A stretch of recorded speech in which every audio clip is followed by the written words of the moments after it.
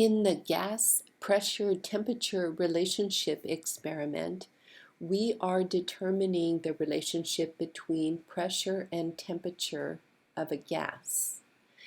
And we are working with air as our gas, where we will trap it in a rigid container in a Erlenmeyer flask. So we have the volume fixed, and we will vary the temperature on it, and the resulting pressure we will be measuring. And it is also a fixed amount of gas because we have sealed it off. So moles are fixed. So read carefully through the experimental procedure. Basically, we heat a flask of water. When it gets close to boiling, we turn off the heat, and we put our flask in that beaker of hot water, and we measure the temperature and the pressure as the flask and water cools.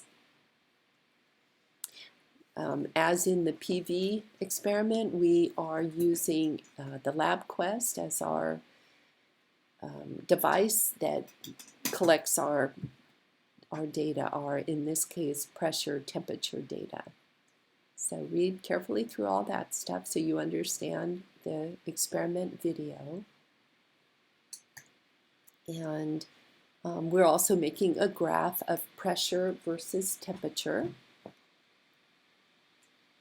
And what we find, and you can, by the way, skip the pre-lab as usual.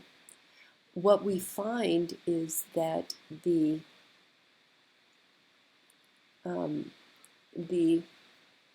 relationship between pressure and temperature is linear. And so we fit our data to a linear function, so we will have the slope, the y-intercept, the correlation coefficient, all of those are given to you in the video. So you will be able to write out the relationship pressure equals slope times temperature plus y-intercept. You will be able to use that equation to make further calculations. And then you answer the questions.